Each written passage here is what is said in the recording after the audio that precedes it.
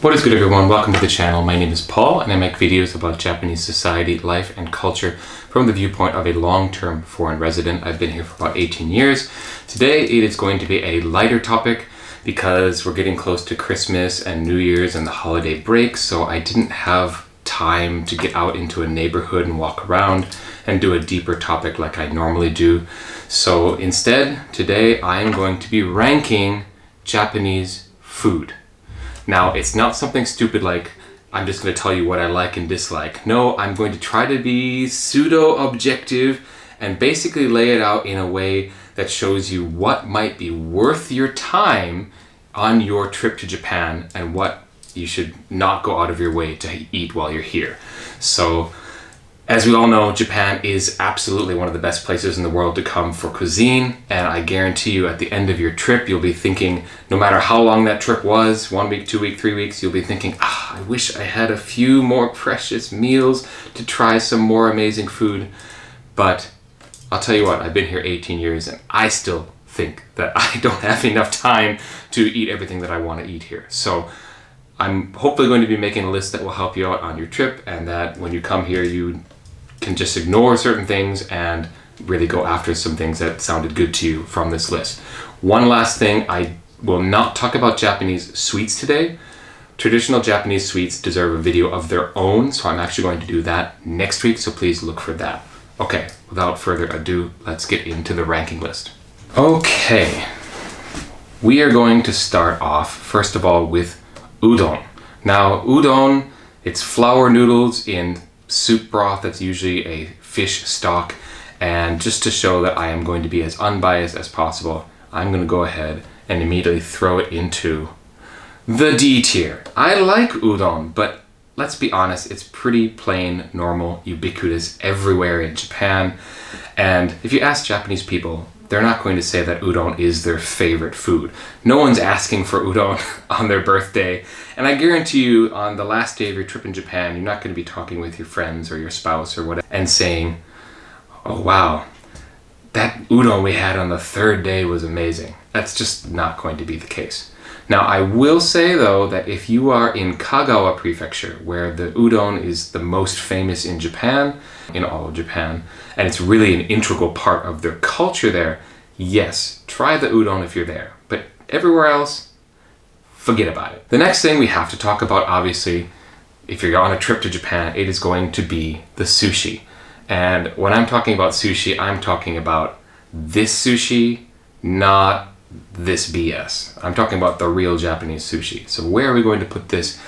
I don't think it's possible to make any argument other than putting it up here in the S tier. When you're here, you're going to be able to try so many different fishes that you've never had before. I mean, I'm talking like flounder, hirame, horse mackerel, aji, red snapper, tai. Now, maybe you can find these at a fancy sushi place in New York or LA, but most sushi joints are not going to be serving that type of food. And I guarantee you in Japan, it's going to be fresh, it's going to be delicious, it's going to be perfectly made and cut. It's, yeah, sushi. It has to be done, it has to be S tier. Now, kind of the opposite end of cuisine of sushi, in terms of, we're talking like the preparation and what style of food it is, we have to talk about ramen, of course. And ramen, definitely you want to have ramen while you're in Japan. The most difficult thing might be choosing which type of ramen, and you might end up having it more than once. And I wouldn't blame you. I'm going to go ahead and put ramen also in the S tier. And that's simply because it really is a delicious and truly Japanese meal that I know some people say, well, ramen's Chinese, but yes, it originated in China, but it is become fully Japanese. And when we're talking like Hokkaido miso ramen or Kyushu tonkotsu ramen or something, those are absolutely 100% Japanese. And if you're going to a place where the chef has woken up at 4 a.m. and started the soup stock and everything's done in-house, and yeah, it's just definitely something. And it's fast food, really. I mean, it's going to be cheap, it's going to be easy, and you know you're going to be on a budget when you're in Japan. So yeah, a few cheap meals of ramen noodles won't be a bad idea at all. And definitely there are Japanese people who say this is in their top most favorite foods, for sure, unlike udon. While you're in Japan, you are of course going to ride the train. You're probably going to take the bullet train out to Kyoto or other locations, and you definitely should take the time to get what's called an ekiben, or a bento box that is prepared and sold in the or around the train stations. And if you do get this, I highly recommend that you pick out something that, again, you've never had before or you've never tried before, and I pretty much guarantee you won't be disappointed. Now, it is a bento and it's going to be cold, and it's not freshly made out of the kitchen, but it's a true Japan experience, so I'm going to go ahead and put it in the B tier. Okay. Everyday Japanese food, and a favorite of a lot of Japanese, is the Japanese style curry and rice. And I know that places like Koko Ichiban that have spread around the world are very popular. And I do think Japanese curry rice is an interesting thing to try because it is Japanese. It's not going to be anything like Thai or Indian curry or any other type of curry that you could imagine out there. It is definitely distinctly Japanese. It's everyday food, and it's, again, inexpensive. But is it something you really want to go out of your way to have while you're in Japan, especially if you're in a place that has a Koko Ichiban in your own country? Yeah, I think one way to measure these foods is, can you make it just as good at home as you can out in a restaurant? And I think curry rice is one of those that you can just have curry rice made. You make it yourself at home, and it's great, and you don't need to go to a restaurant for that. And I'd actually say the same thing about udon. Like, if you get a prepackaged thing of udon and you get a prepackaged like broth, you can pretty much put a udon together that won't be all that much different from one you would have in a store. So I'm going to go ahead and put Japanese curry rice on the D tier. Don't really need to try that when you're in Japan. Tempura, famous Japanese food. Basically a special batter and fried lightly in generally healthier oil than you get a lot of fried food out of. It's not deep fried in that sense, and it's absolutely delicious. Pairs well with things. You'll often find it on top of udon, for example. But at the end of the day, I've had real trouble distinguishing good tempura from bad tempura, and I think you can get a lot of pretty good tempura outside of Japan anyways. So I think it maybe is worth a meal in Japan, or getting it as a side to something else, but otherwise I wouldn't give tempura anything higher than a B tier. Now, the next one's probably going to surprise some people, and again, I'm trying to keep this objective, and I think this is a good way to show that. When you're in Japan, I think you should try Gyudon.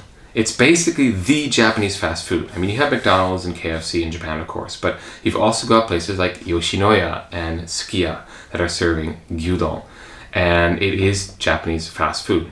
Personally, I don't really care for it. I haven't been to a Gyudon place in years, frankly, but if you like fast food where you come from and you want to try a Japanese true fast food, and again, it'll be cheap, easy on your budget, and an interesting, truly Japan food experience, because it's basically something that was invented here, I believe in Yokohama originally, but it is Japanese, and I would actually go ahead, believe it or not, even though I don't eat it myself, I'm going to put it on the A tier. I feel like the comments might light up over that one. Okay, we just have a few more to go, and the next one is oyakudon, or katsudon, which is basically a fried pork cutlet, or in the case of oyakudon, it's chicken that is put on a bowl of rice, and it's basically, again, everyday staple food in Japanese society. And again, you can make it at home, although the places that specialize it, the restaurants and chefs, they really do make a better one than you can probably make yourself. Again, it's not a huge food you want to go out of the way for, but it definitely is a delicious thing to, if you want to try basically everyday Japanese food, something that's a little more interesting than just the curry rice or the udon. I'm going to put this in the C tier. Okay, the next one, you're probably wondering where I'm going to put soba noodles, because I put udon down at the bottom and ramen up at the top, so where possibly is the soba going to go?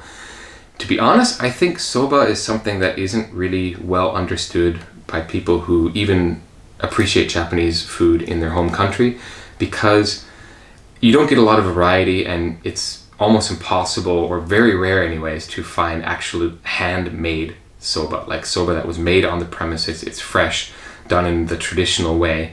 And I just had some guests in Japan, and I took them to a soba restaurant, and I hadn't really thought about it, but I realized that they hadn't had zaru soba in the zaru soba style before, which is just the cold noodles and you put it in a dipping broth, and then at some point at the end of the meal they come out with what's soba no yu, which is basically the hot water that the soba was boiled in, and you pour that into the broth cup, and it basically makes a soba tea that you enjoy at the end of your meal. So I think soba is a bit of a deeper cultural experience, deeper eating experience than udon. Although I can't say I would put it all the way up there with ramen as something that you need to really go out of your way for. Unless, of course, you're in a place like Nagano, which is famous for soba. But I'm going to go ahead and give soba the A-tier treatment. Now, its bastard cousin, yakisoba, or fried soba noodles. Yeah, you can make this at home, quick, easy, dirt cheap, and even the places that have quote-unquote famous yakisoba, whatever. Nah, that's D tier.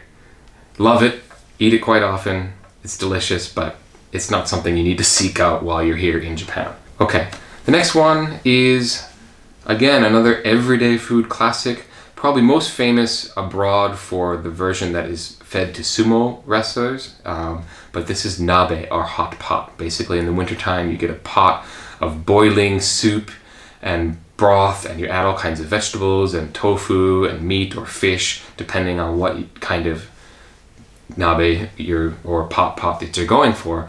And I think hot pot restaurants can be a fun way to enjoy a meal, and it'll be bubbling there in front of you, and it's a shared meal and it's a shared experience. And I think that going to a hot pot place while you're in Japan could be a lot of fun. I'm going to go ahead and give it the B tier treatment.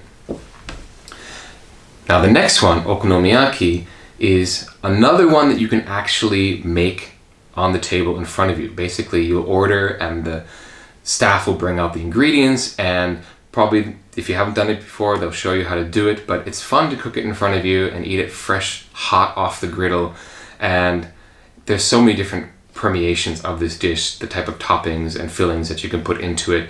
It's basically a savory pancake where the primary, it's a flour mixture with egg and cabbage, and often topped with a type of sauce and mayonnaise, and I think it's a fun food to try while you're here.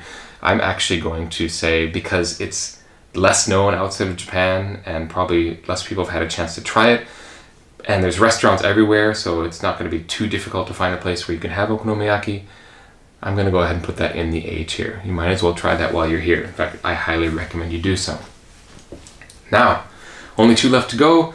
We have yakitori next, which is basically grilled skewers of meat, chicken specifically, although you can often get other types of meat as well, like beef or beef tongue and that kind of thing. But basically, it's skewers that are grilled over a charcoal flame, so you get this smoky, fresh grilled flavor, and you can get it either with a salt topping or with a sauce topping, the tare sauce that is usually made in-house. And it's also a fun experience, great with beer, great with friends, and it's the type of place that's really informal. So if you go in there without any friends, you'll probably make some friends while you're there, because people will just strike up a conversation with you, and you'll probably knock back some beers together and enjoy those skewers, and it's just a delicious and wonderfully social combination. And I highly recommend yakitori. It's definitely a thing to actually seek out a restaurant for, in my opinion. You can get it as takeout, you can get it as street food, you can buy it in a supermarket, but it's gonna be best in a place that specializes in it, and you actually sit down and have it there on the premises. And I'm gonna go ahead and put that, with that premise at least, up there in the S tier.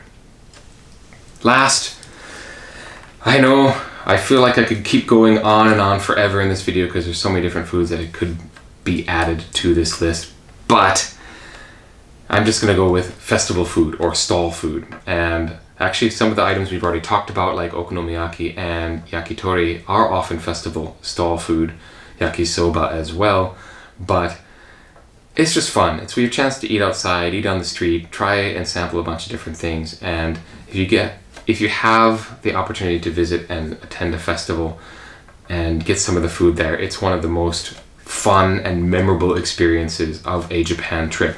So I'm going to put it on the A tier. Not going to put it in the S tier because the quality of the food itself might not be all that fantabulous, but the experience absolutely is. All right, there you have it, my tier list of the foods that you should actually maybe go out of your way to try to have in Japan and the experiences that surround them. I tried to keep it, as I said, pseudo-objective, and I hope you enjoyed the list. Please feel free to add your own entries and your own ratings in the comments below. I'd be happy to hear what everyone else thinks.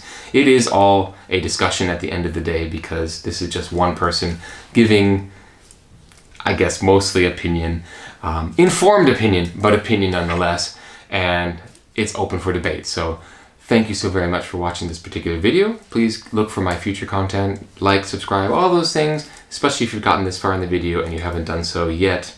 What are you waiting for? And again, thanks for watching this one. I'll catch you next time. Peace.